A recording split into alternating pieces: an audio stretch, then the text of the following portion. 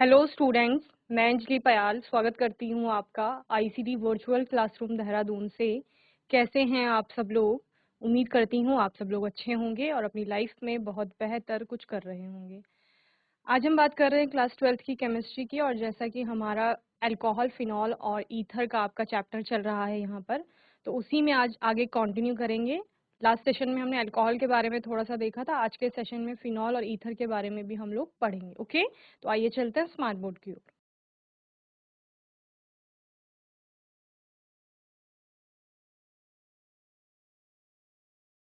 चलिए, तो alcohol, phenol और ईथर में आपने अल्कोहल, फिनॉल का हमने क्लासिफिकेशन जैसे देखा था यहाँ पर। तो अल्कोहल का classification on the basis of hydroxyl group, number of hydroxyl group, यानी कितने हाइड्रोक्सिल ग्रुप आपको दिख रहे हैं कंपाउंड में, उस आधार पर आपने क्लासिफाई किया था। एक हाइड्रोक्सिल ग्रुप है तो मोनोहाइड्रिक कहा जाएगा, मोनोहाइड्रिक, डाईहाइड्रिक और ट्राईहाइड्रिक। ठीक है, मोनोहाइड्रिक क्या था जिसमें एक हाइड्रोक्सिल ग्रुप होगा, डाई आपका क्या था जहां पर दो हाइड्रोक्सिल ग्रुप होंगे, ट्राईहाइड्रिक जहां पर आपके तीन तीन आपको हाइड्रोक्सिल ग्रुप दिख रहे हैं। तो ऐसा आपका था।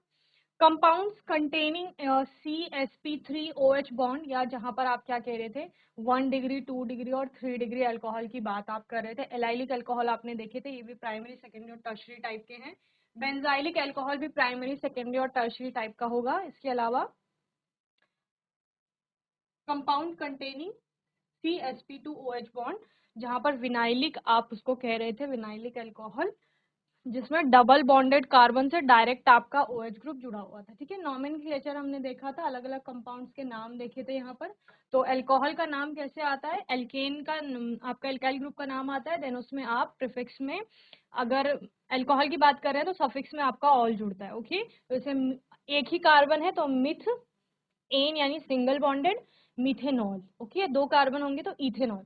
तो इसी प्रकार से आपका बनता है कोई भी कंपाउंड। साइक्लिक अगर अल्कोहल है तो प्रीफिक्स में आप साइक्लो जोड़ते हैं, देन जितनी कार्बन चेन है, और देन लास्ट में ऑल। जैसे कि साइक्लोहेक्सेन पर अगर आपका हाइड्रोक्सिल ग्रुप जुड़ा हुआ है तो उसको साइक्लोहेक्सेनॉल कहा जाएगा। ओके, दूसरा कंपाउंड आपको क्या दिख रहा है, साइक्लोपेंटेन पर एक पोजीशन पर आपका मिथाइल ग्रुप है और एक हाइड्रोक्सिल ग्रुप जुड़ा हुआ है। तो हाइड्रोक्सिल ग्रुप जहां पर जुड़ा हुआ है उसको आप 1 मान लीजिए।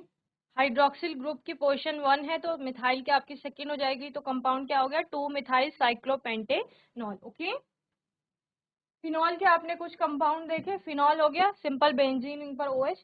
अगर बेंजीन रिंग पर OH के साथ साथ आपका CH3 भी आ गया तो क्या कहा जाएगा, इसको IUPAC में 2 मिथाइल फिनॉल कहा जाएगा, और आप इसको कॉमन नेम ऑर्थोक्रिसॉल भी कह सकते हैं। ठीक है, वही OH ग्रुप अगर ऑर्थो की जगह अगर मेटा पोजिशन पर चला गया है तो अब आपको क्या कहा जाएगा, मेटाक्रिसॉल, और 3 मिथाइल फिनॉल भी इसको कहा जाएगा। पैरा पोजिशन पर OH है तो पैराक्रिसॉल इसको कहा जाएगा, यानी 4 मिथाइल फिनॉल। ओके, इसके अलावा डाईहाइड्रोक्सी कंपाउंड जो आपने बोले थे, डाईहाइड्रिक जहां पर दो दो OH ग्रुप थे, तो एक कैटेकॉल हो गया जब दो निकटवर्ती पोजीशन पर आपका OH ग्रुप जुड़ा हुआ है। ठीक है, बेंजीन 1,2 डायऑल भी इसको कहा जाएगा। रिसोर्सिनोल है जब 1 और 3 पोजीशन पर आपका ऑल यानी हाइड्रोक्सिल ग्रुप जुड़ा हुआ है। ठीक है, इसको रिसोर्सिनोल कहा जाता है। बेंजीन 1,3 डायऑल। हाइड्रोक्विनॉल, क्विनॉन और क्विनॉल किसको कहा जाता है, 1 और 4th पोजीशन पर अगर आपका हाइड्रोक्सिल ग्रुप जुड़ा हुआ है। फिनॉल अल्कोहल की प्रिपरेशन हमने देखी थी, एल्कीन से देखी थी, bye acid reflux followed by hydrolysis. तो यहाँ पर आपका अल्कोहल बन रहा था। इसके अलावा हाइड्रोबोरेशन मैंने आपको कहा था, हाइड्रोबोरेशन ऑक्सीडेशन आप घर पे देखेंगे। तो borane reacts with alkene to give tri-alkyl boranes, which is oxidized to alcohol by H2O2 in alkaline medium to give alcohol. Okay, from hydrolysis of alkyl halide, तो एल्किल हेलाइड के hydrolysis से भी आपको अल्कोहल बनता हुआ दिखता है। Okay, from carbonyl compound by reduction of aldehyde and ketone, aldehyde और कीटोन के रिडक्शन से भी अल्कोहल बनते हैं। ग्रिग्नार्ड रिएजेंट से अगर कार्बोनिल कंपाउंड की अभिक्रिया कराई जा रही है तब भी आपका अल्कोहल बनता है। फ्रॉम कार्बोक्सिलिक एसिड की जल से अभिक्रिया कराने पर भी आपका अल्कोहल प्राप्त होता है। ठीक है, तो ये हमने देख लिए थे। प्रिपरेशन ऑफ फिनॉल की बात करेंगे, फिनॉल की को कैसे प्राप्त करेंगे। ओके, पहला है आपका from hello arenes. Hello arene से किसको प्राप्त किया जाएगा? फिनॉल को प्राप्त किया जाएगा। तो क्लोरोबेंजीन लिया है यहाँ पर। Chlorobenzene is fused with NaOH at 623 kelvin and 320 atmospheric pressure. Phenol is obtained by acidification of sodium phenoxide. Okay, क्या होता है? क्लोरोबेंजीन की अभिक्रिया कराई जाती है NaOH से और क्या बनता है आपका? सोडियम फिनॉक्साइड बनता है, जिसको एसिडिफिकेशन किया जाता है और आपको क्या मिल रहा है यहाँ पर? फिनॉल मिल रहा है। ओके,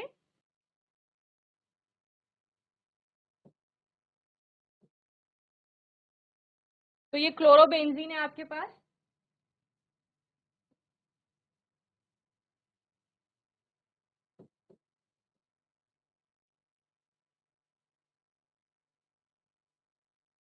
ये यहाँ पर फर्स्ट स्टेप में सोडियम फिनॉक्साइड बन रहा है, देन आफ्टर एसिडिफिकेशन क्या प्राप्त हो रहा है?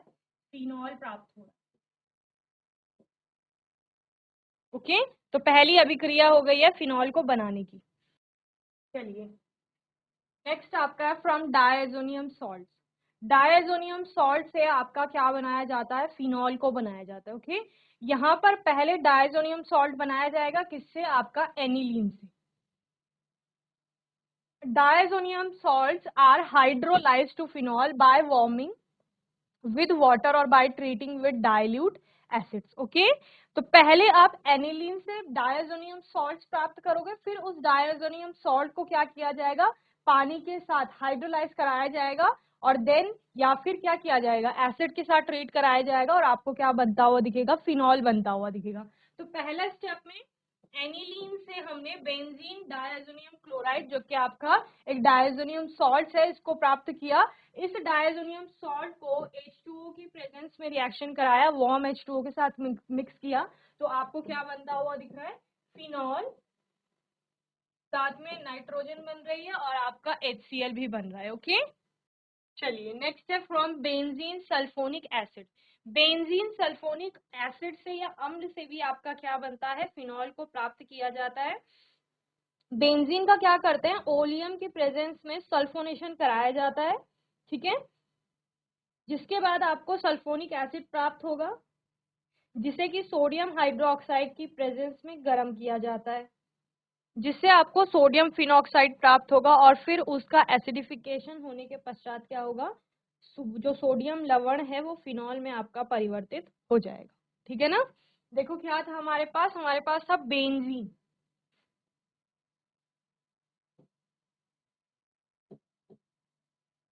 ओलियम की प्रेजेंस में इसको आपका सल्फोनिक एसिड में कन्वर्ट किया गया। देन सेकेंड स्टेप में क्या कर रहे हैं? NaOH ले रहे हैं। H प्लस का मतलब क्या है? एसिड। ओके, अम्ल। देन आपको क्या प्राप्त हो रहा है? यहाँ पर फिनॉल प्राप्त। तो फिनॉल को बनाने की अभिक्रियाएं हम देख रहे हैं यहाँ पर, और यहाँ पर किससे? बेंजीन को से फिनॉल बनाया जा रहा है और बेंजीन सल्फोनिक एसिड से। ठीक है ना?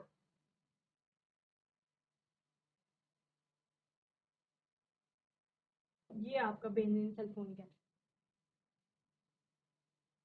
Next from cumin. क्यूमिन से क्या किया जाता है? फिनॉल को बनाया जाता है। क्यूमिन जो आइसोप्रोपाइल बेंजीन है आपका, दिख रहा है ना? बेंजीन के ऊपर एक आइसोप्रोपाइल ग्रुप लगा हुआ है। तो आइसोप्रोपाइल बेंजीन को क्या किया जाता है? वायु की उपस्थिति में क्यूमिन हाइड्रोपरऑक्साइड में ऑक्सीडाइज कर लिया जाता है, जिसके बाद तनु अम्ल की उपस्थिति में आपका जो क्या है? क्यूमिन हाइड्रोपरऑक्साइड है, वो फिनॉल में कन्वर्ट हो जाएगा। समझ रहे हैं क्या कहा गया? ये क्यूमिन है आपका, जिसको क्या कहा जा रहा है? Isopropyl benzene. ये आइसोप्रोपाइल ग्रुप है, बेंजीन से लगा हुआ है। आइसोप्रोपाइल बेंजीन भी इसको कहा जा रहा है। इसकी वायु की उपस्थिति में इसकी अभिक्रिया हो रही है, यानी ऑक्सीजन की प्रेजेंस में क्या मिल रहा है? क्यूमिन हाइड्रोपरऑक्साइड मिल रहा है। ओके, और इसको क्या कर रहे हैं बच्चे?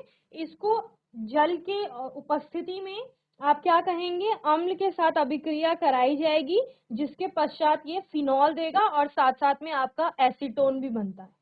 ओके, जहां पर जो बाय प्रोडक्ट है आपका एसीटोन, इसकी भी अच्छी खासी मात्रा यहाँ पर बनती है। ठीक है ना? ये फिनॉल हो गया, ये आपका क्या हो गया? एसीटोन। चलिए, फिजिकल प्रॉपर्टीज की बात कर रहे हैं, alcohols and phenols both are water soluble due to their ability to form hydrogen bond with water. Alcohol और फिनॉल क्या होते हैं, वाटर सॉल्युबल होते हैं, ठीक है, यानी कि जल में कैसे होते हैं, विलेय हो जाते हैं या घुलनशील होते हैं। किस कारण से, उनमें एबिलिटी होती है पानी के साथ हाइड्रोजन बॉन्डिंग करने की। Okay, the solubility decreases with increase in size of hydrophobic group. जैसे जैसे हाइड्रोफोबिक ग्रुप में आपका साइज इंक्रीज करता जाएगा, वैसे वैसे विलेयता कम होती जाएगी। Due to the same reason their boiling points are also greater than corresponding compounds of similar molecular mass except carboxylic acid, they are polar and protic in nature। Okay, क्या कहा जा रहा है, due to the same reason, hydrogen bonding जो है आपका, उसके कारण ही एल्कोहल और फिनॉल जो होते हैं वो बाकी सब संगत जो हेलो एल्केन होते हैं या हेलो एरीन की बात आप लोग करते हैं या किसी अन्य कंपाउंड की बात करते हैं, उनकी तुलना में ये अच्छे से घुलनशील भी होते हैं और इनका बॉइलिंग पॉइंट भी कैसा होता है, अधिक होता है। ओके, लेकिन कार्बोक्सिलिक एसिड की बात करेंगे तो कार्बोक्सिलिक एसिड ऐसा कंपाउंड है जिसका कि अल्कोहल और फिनॉल से भी अधिक होगा बॉइलिंग पॉइंट। समझ रहे हैं ना क्या कहा जा रहा है, कि बाकी अगर आप और समूहों की बात करें या और कंपाउंड्स की बात करें अल्कोहल और फिनॉल की तुलना में, उनका बॉइलिंग पॉइंट कम होता है, लेकिन कार्बोक्सिलिक एसिड का क्या होता है, अधिक होता है। ओके, एल्कोहल और फिनॉल के जो क्वथनांक होते हैं, बॉइलिंग पॉइंट होते हैं, वो जैसे जैसे उनमें कार्बन चेन लंबी होती जाती है ना, कार्बन की श्रृंखला बढ़ती जाती है या कार्बन परमाणुओं की संख्या में वृद्धि होती है, तो वहां वॉन्डर वॉल फोर्सेस में वृद्धि होगी, इसके कारण उनका क्वथनांक भी क्या हो जाएगा, बढ़ता जाएगा। ओके, और एल्कोहलों में क्या होता है, जैसे जैसे ब्रांचिंग होगी, ब्रांचिंग बढ़ेगी, तो ब्रांचिंग बढ़ने के साथ साथ क्योंकि पृष्ठीय क्षेत्रफल कम होता जा रहा है और वॉन्डर वॉल में कमी आएगी, तो फिर उनका क्वथनांक क्या हो जाएगा, घट जाएगा। ओके, एल्कोहल और फिनॉल आपका हाइड्रोक्सिल समूह चूंकि उनमें होते हैं, तो वो अंतरा आणविक हाइड्रोजन बंध बनाते हैं। और किस प्रकार बनाते हैं, जैसे आपका कोई एक एल्कोहल है,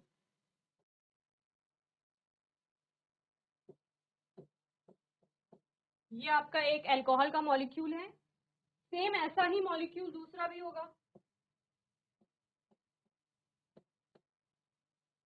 ठीक है, ऐसे ही कई सारे मॉलिक्यूल होंगे।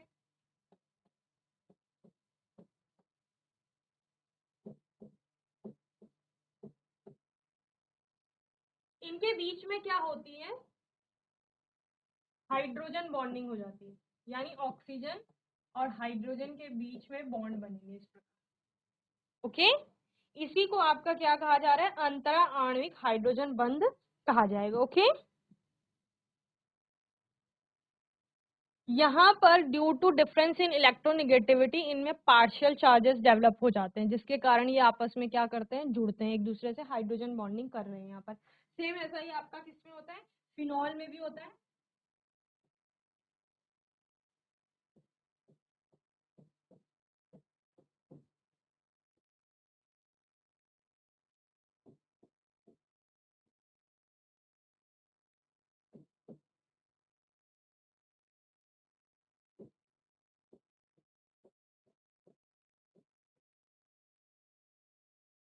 यहाँ पर भी आपका हाइड्रोजन और ऑक्सीजन के बीच में क्या हो जाएगी, हाइड्रोजन बंध यहाँ पर बन रहे हैं, ठीक है ना।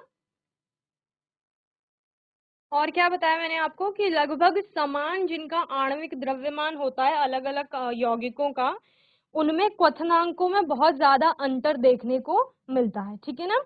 अल्कोहल और जो फिनॉल होते हैं उनके क्वथनांक जो होते हैं वो बहुत अधिक होते हैं, जबकि अन्य जो आपके कंपाउंड्स हैं जैसे ईथर की बात कर रहे हैं या सिंपल कोई हाइड्रोकार्बन है, उसमें आपको जो क्वथनांक होगा वो बहुत कम देखने को मिलेगा। एग्जाम्पल ले लेते हैं, एक कोई अल्कोहल ले लीजिए, एक आपका कोई ईथर है, एक कोई हाइड्रोकार्बन है, ठीक है ना।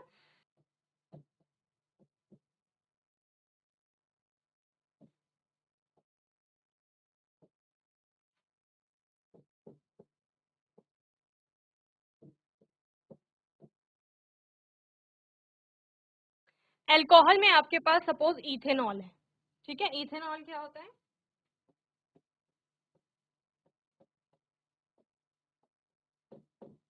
CH3CH2OH, इथेनॉल है आपका।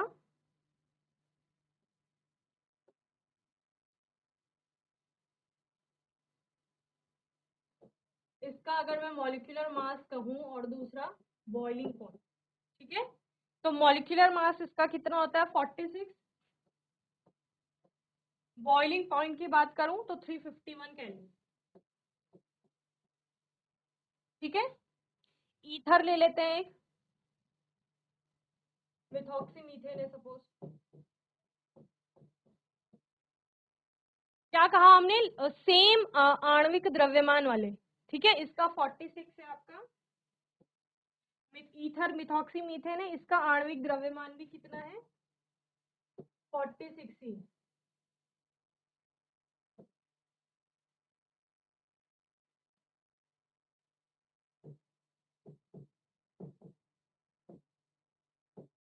लेकिन अगर बॉइलिंग पॉइंट की बात करें तो वो क्या हो गया है, कम हो गया है, 248। इथेनॉल में आपने क्या कहा था 351 केल्विन, ओके। हाइड्रोकार्बन आपने सपोज प्रोपेन ले लिया,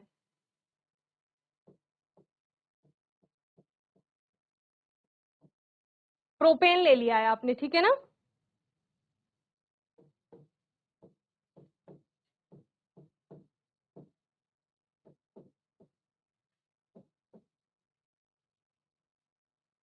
इसका आणविक द्रव्यमान आपका 44,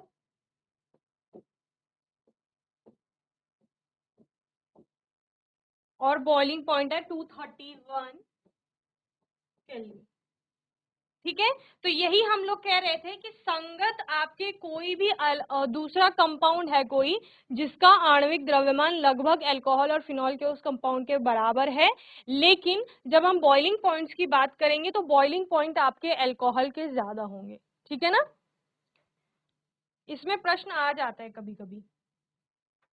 क्या कहा मैंने कि जो ये उच्च आपका क्वथनांक आ रहा है, ये किसके कारण आ रहा है, अंतरा आणविक हाइड्रोजन आबंध की उपस्थिति के कारण आ रहा है, जो कि आपको ईथर और हाइड्रोकार्बन में प्रेजेंट नहीं दिख रहे हैं।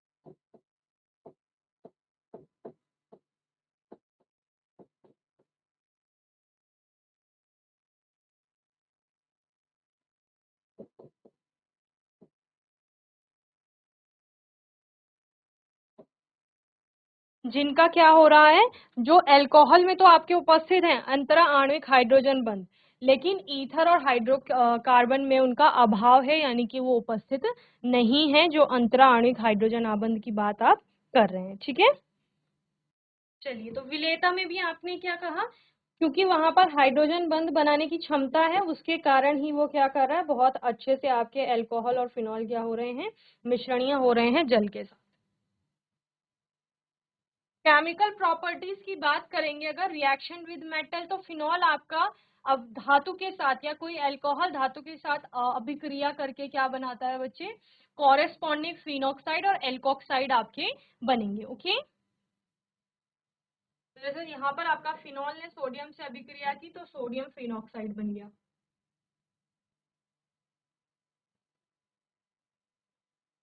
acidity of alcohol. The acidic character of alcohols is due to the polar nature of OH bond. An electron releasing group increases electron density on oxygen, tending to decrease the polarity of OH bond. This decreases the acid strength, hence acidic strength follows the order. ठीक है, तो यहाँ पर क्या कहा जा रहा है कि जो आपका एसिडिक कैरेक्टर है अल्कोहल का, वो किसके कारण है? पोलार नेचर, यानी कि जो आपका ध्रुवीय प्रकृति है OH बॉन्ड की, उसके कारण हो रहा है. एन इलेक्ट्रॉन रिलीजिंग ग्रुप, अगर कोई इलेक्ट्रॉन रिलीजिंग ग्रुप वहां पर है, वो क्या करेगा? इलेक्ट्रॉन डेंसिटी को इंक्रीज करेगा ऑन ऑक्सीजन. ठीक है, ऑक्सीजन के ऊपर, tending to decrease the polarity of OH, जिसके कारण क्या होगा कि जो पोलैरिटी होगी वो डिक्रीज कर जाएगी OH बॉन्ड की. This decreases the acid strength, इसके कारण एसिड स्ट्रेंथ भी डिक्रीज कर जाएगा. और यहाँ पर आपको ऑर्डर बताया गया है, सबसे ज्यादा जो एसिडिक होगा वो नंबर 1, 2 उससे कम, 3 उससे कम और 4 सबसे कम एसिडिक होगा. ओके, तो बच्चों मैं उम्मीद करती हूँ आज का सेशन आपको अच्छे से समझ में आया होगा. आज के सेशन में हमने प्रिपरेशन ऑफ फिनॉल पढ़ा, यानी कि फिनॉल को बनाने की विधियां यहाँ पर देखी, और साथ ही कुछ केमिकल प्रॉपर्टीज की बात की. फिजिकल प्रॉपर्टीज में हमने बॉइलिंग पॉइंट को देखा और विलेयता की बात की. ठीक है ना, तो इतना आपको अच्छे से प्रिपेयर करना है. इसके अलावा होमवर्क में आप लोग केमिकल प्रॉपर्टीज पूरा पढ़ के आएंगे फिनॉल का, और ईथर के बारे में थोड़ा देख के आएंगे. ओके, आने वाले सेशन में और कुछ नए टॉपिक्स पर बात करेंगे. तब तक के लिए ICT वर्चुअल क्लासरूम से जुड़ने के लिए धन्यवाद.